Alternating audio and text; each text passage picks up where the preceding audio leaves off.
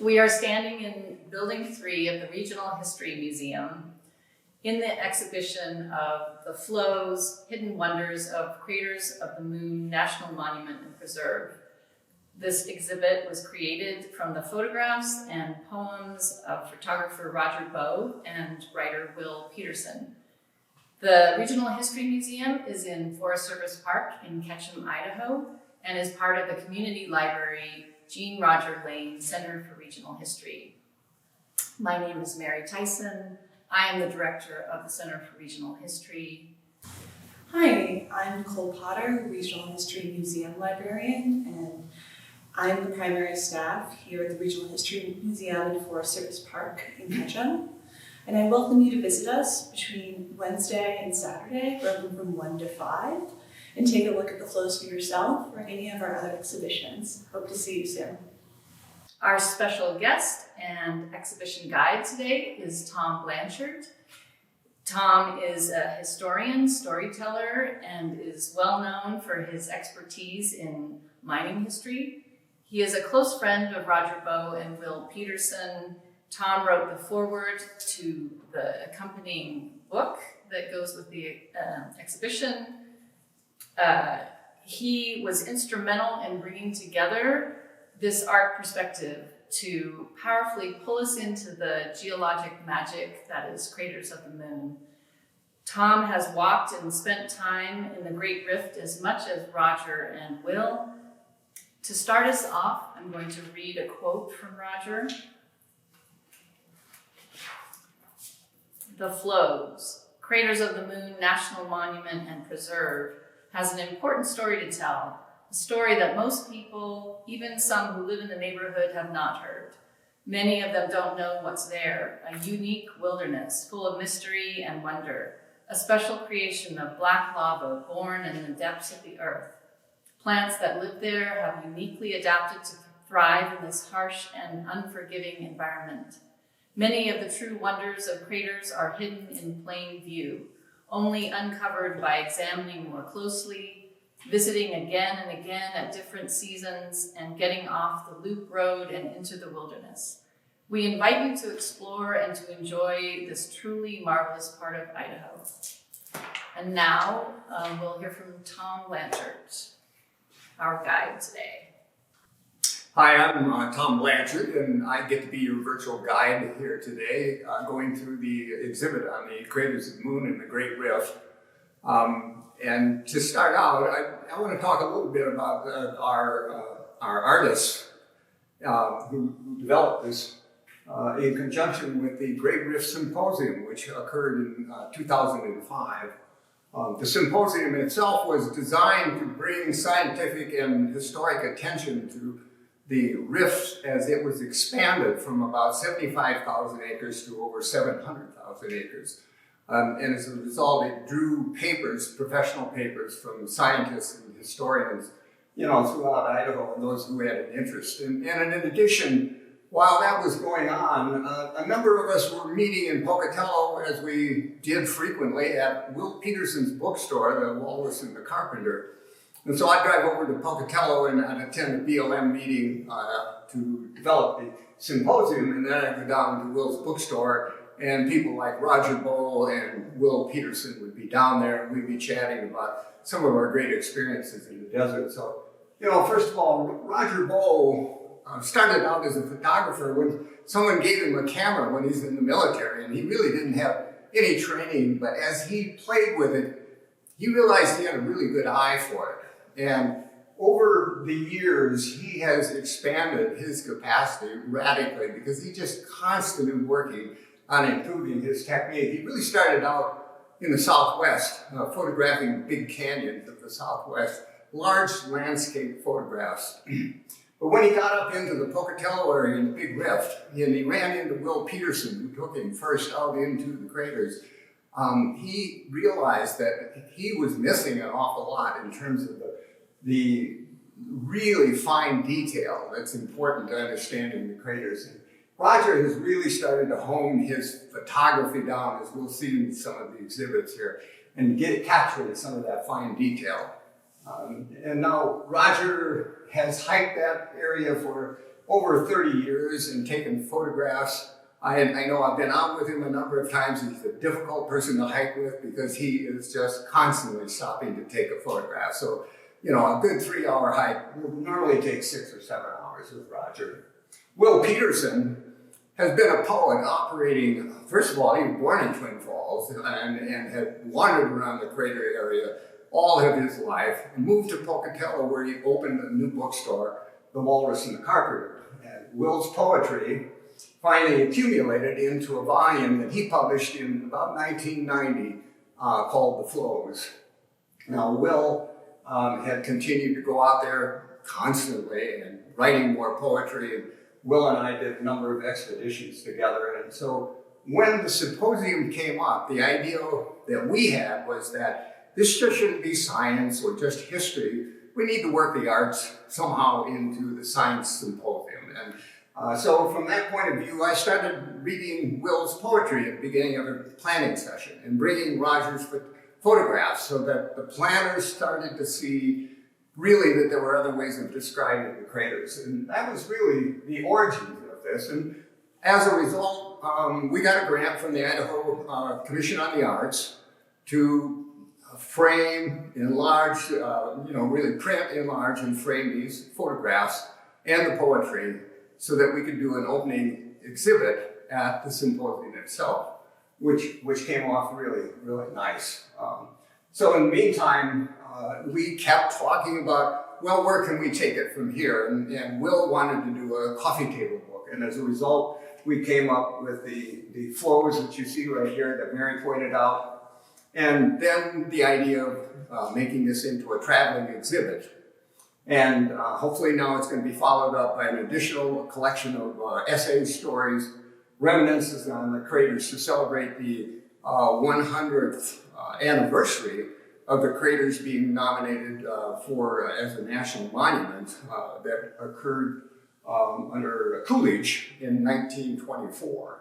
So let's walk down the line and take a look at some of these photographs, and we'll talk about, first of all, some of the geography, some of the botanics, and I think interspersed with that, the fact that if you spend enough time out there, you come to the realization that this is sacred space out there. And I think for the three of us, the trip to the craters is just a refreshing opportunity in terms of who we were as people and how we interacted with the world. It was just it's a great way to refresh yourself. So let's start on the tour. All right, to get started, I mentioned that the National Monument was created in 1924, and that was largely because of the work of two-gun Bob Limbert, who we see right here in this picture. Now, Mr. Limbert was a Chamber of Commerce promoter for Idaho. He had explored the wilderness of Idaho. He actually built a lodge up in Redfish Lake. He went down the Bruno Canyon, taking photographs throughout some of the natural wonders of Idaho, and the craters was a special focus of him. And in about 1920, he did a 17-day trip that went from Rupert to the headquarters area of the monument. He took a friend with him, Mr. Cole, and his dog. And it turned out to be quite a trauma because of the sharpness of the crater's geography. The dog ended up cutting his feet, so they had to make basically lava shoes. Instead of snowshoes, they made lava shoes for the dog to get across. In doing that, he was carrying a 14 by 17 camera with him, plus a gun, because he was also looking for bear out there. So he was very heavily equipped making this long trip across there, and he ended up publishing those photographs and eventually taking them to Congress and demonstrating exactly why the craters was such a unique place. And largely because of Bob Limbert, we have a national monument that's really a world-class opportunity for Idaho here. So we'll move on down and look at some of the geographic features of the craters and the landscape and the flowers out there. All right, here we're looking at the lava Cascades. These are located in the headquarters area just as you're heading out to the tree mold parking lot. But there's a lot of examples like this. Lava, when it comes out, if you watch what's going on in Oahu today and other volcanic eruptions that we're seeing, it flows a little more viscous than water, but it has similar hydraulic characteristics. And so what we see here is a river of lava that was frozen in time, and suddenly the lava stopped and it cooled off. And sometimes these examples, and the one out there will go for hundreds of yards as it comes off pools of lava and flows and cascades down. And then as a result, you get these unique little crackings in here, and these little cracks will eventually fill up with just enough soil so that you get organic development in their small plants and flowers. And it's an extraordinarily harsh environment. But it's also one that is totally empty. When you go to the craters and get beyond, particularly into the wilderness area, you cannot see any sign of civilization. And that's the beauty of it. You have totally escaped it. You cannot hear cars. You don't see people. And you can look into a landscape that goes for hundreds of miles. It's almost like being on the ocean in the sense that you can get a feel for the curvature of the earth out there. And the biotic community around it is known as the sagebrush sea. So the analogy with an ocean and the curve of the earth, I think, is really appropriate. And one of the greatest features out there, and I consider these are the real jewels of the craters, and these are the bombs.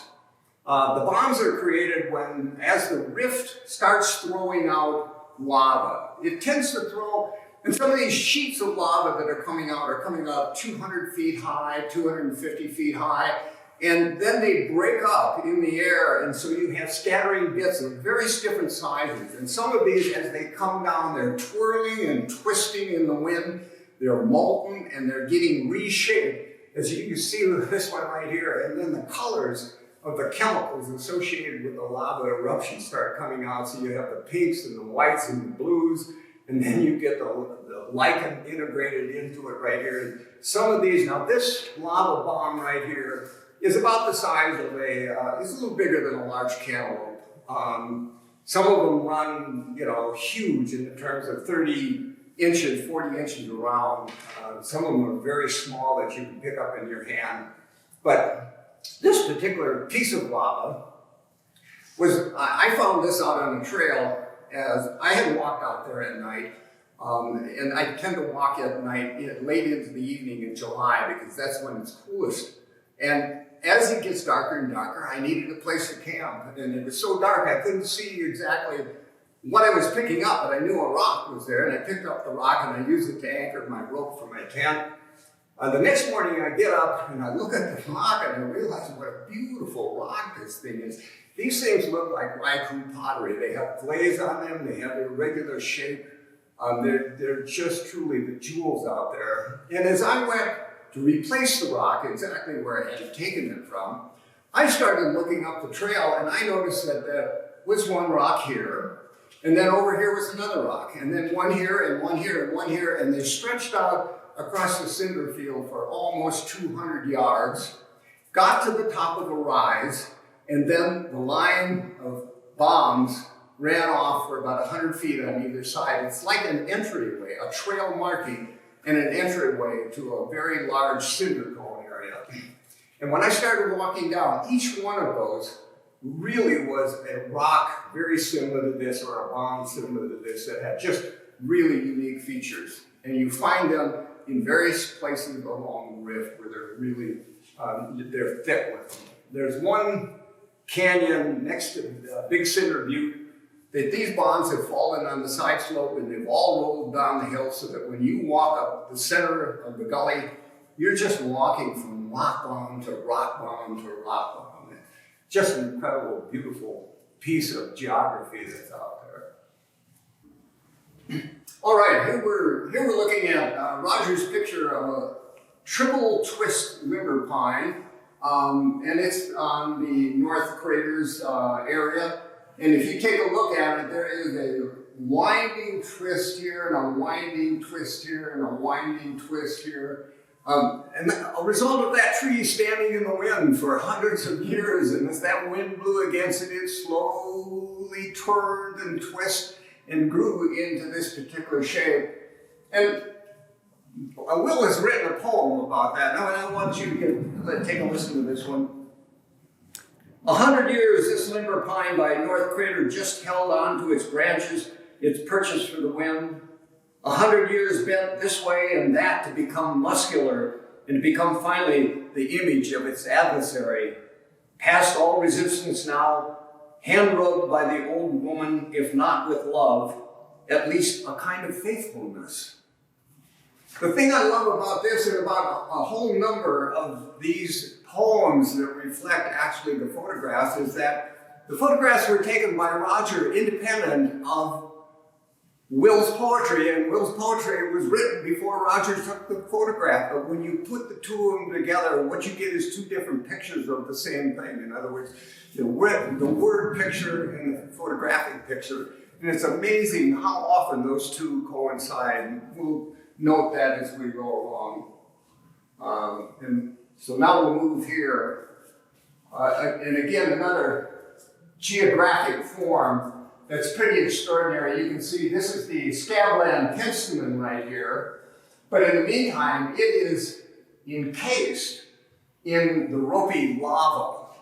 And the ropey lava is it's a phenomenon that occurs when the sheet of lava is pouring out and slowly is coming downhill and cooling down. And the first one stops, and then the second one stops, and the third one stops.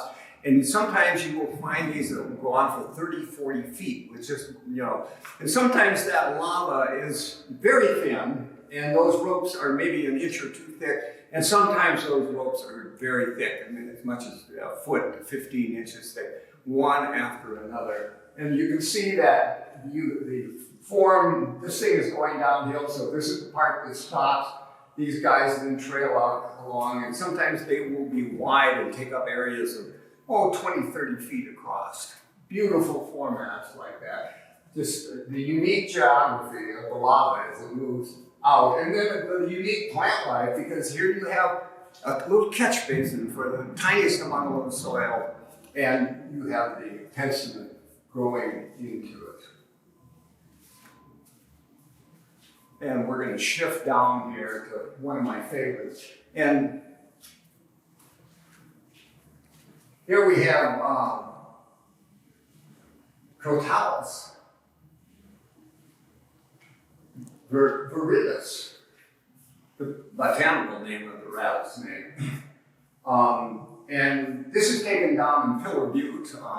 Right after the symposium, we went for a Memorial Day hike, and Will and Roger and Tim Frazier, my wife, and we went down, camped out. And as my wife stepped out of the tent that we had set up within 5 feet of our tent, here was this beautiful rattlesnake. Roger came over and took a picture of it. And you'll see these, particularly in the southern Pillar Butte area. I've seen quite a few rattlesnakes. I very rarely see them up in the headquarters area. But it's an extraordinarily beautiful, beautiful snake right here. And then you can see it sitting amongst the rock, the lichens, the plant forms in there. And he just sat there for about, a half hour to, 45 minutes while we walked around him and set up camp, and then he disappeared. We were on a hike to Juniper Kapuka, which is a long ways out there. It's about a 5-hour hike out there. And once we got to Juniper Kapuka, I was walking through a knee-high grass and suddenly stopped and realized that about a foot in front of my foot was another one of these guys just sitting there looking at me as though maybe I was a threat, Fortunately, we separated ways without an encounter. No need to get rattled. All right, here we are, really at the beginning of botanical life on the craters. When these rocks end up cooling down enough, they sit there for years, and sometimes centuries, and then eventually they start to gather lichen. The lichen are the first colonizers, the first botanical life that goes on in the craters. And you can see the extraordinary range of color that Roger has captured here. And we see it also on this one right here, where we have the aspen tree heavily scarred up, sitting against a lava rock that has the yellows, the blues, the grays, the reds, the oranges. Just an extraordinary display of color. And Will captures the importance of the lichen as the first colonizers. They say that lichen inhabits only the cleanest places, the places kept sacred for God. Bright orange, green, coral, the raised swords and shields of the floor covered with them as if with honor. Lichen, the first colonizers on earth. I am the Alpha, say the Leica, the Elka, Alpha and Omega. And now we'll move over and take a look at this one right here. And this is called the Dusty Maiden, dormant Dusty Maiden. The Dusty Maiden comes, it's a biennial plant, and it sits dormant for a year in a very small life form like this. That plant is probably only an inch and a half or so, but you can see around it the cinders that it is growing in, and look at the colors of those cinders right there. It's just an extraordinary example of the beauty of the craters if you take the time to look at the very smallest things that are out there. All right, here we have the rewards that you get after walking 5 hours from Pillar Butte, heading southwest. Your only guide is a mountain that's about 15 miles away that you keep your eye on, and you just keep walking to it, and eventually you rise up over a certain lip of the lava, and there in front of you, and it's still about an hour away, is the juniper kapuka. And the juniper kapuka is named because of the giant junipers. They're junipers that have diameters that go to 5-6 feet, and colony, a whole colony out there, so that you can see 9 or 10 of these giants out there. But at the same time, as we were out there, as we walked down below the junipers itself, we're looking at a lava tube, following this lava tube, and suddenly here is an opening where the roof of the lava tube fell in. And this opening is about 30 inches. And you can see that down in there, and this is about 2.5 feet deep down in there, those ferns are probably 1 foot to 15 inches high. And you can see that they are growing to fit the light that conforms with the break of the lava tube. An extraordinary picture that Roger caught out there. And those are the surprises that are waiting for you. You have a chance, if you get the chance, to get off the trail and open up your eyes to what's out there. Let me wrap this one up for when you do go out there. When you go out there, you'll have a plan, I know, somewhere to be, say, Pillar Butte, 2 hours. It looms like a sphinx. The first wave crests with strange ropey designs stitched with penstemon and paintbrush, but it turns quickly to crevices. You edge north, skirt another, realize you're not going anywhere, but it's all right. You'll go where it takes you. Stay out late. Hope for a full moon. We're walking, and what I'm going to talk about is the rough topography that basically has led to serious injuries, people getting lost, people dying. Yes. So you can see, this is easy to trip on. It looks like we know, but this is really rugged stuff that just tears you up when you're out there. You can see from the photos that we've got here how rugged this terrain is out there, and it has led to people getting injured, people falling in holes, people dying, people getting lost in the fog and not making it out. It's a dangerous territory. Now, Lucille Hathaway Hall wrote a book about the history of Old Alturas County. It's one of the earliest remembrance here, and she tells the story of leading a group into a cave out in the Laidlaw Park area. That they went down 3 different levels, and when they got down to the 3rd level, there were 3 skeletons there, fully dressed. And she thought, well, I'll just take the skulls home. And so she took the skulls, and they came back out of the cave, but it was raining, and their horses had run away. And so they captured the horses. She had to put the skulls down, and she never took them home, never got them.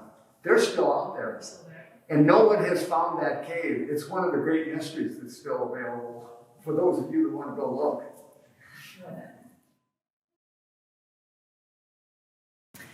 Thank you so much for joining us today, and thank you to Tom for guiding us through the exhibit. We hope you get to visit Craters of the Moon someday and see the beauty for yourself.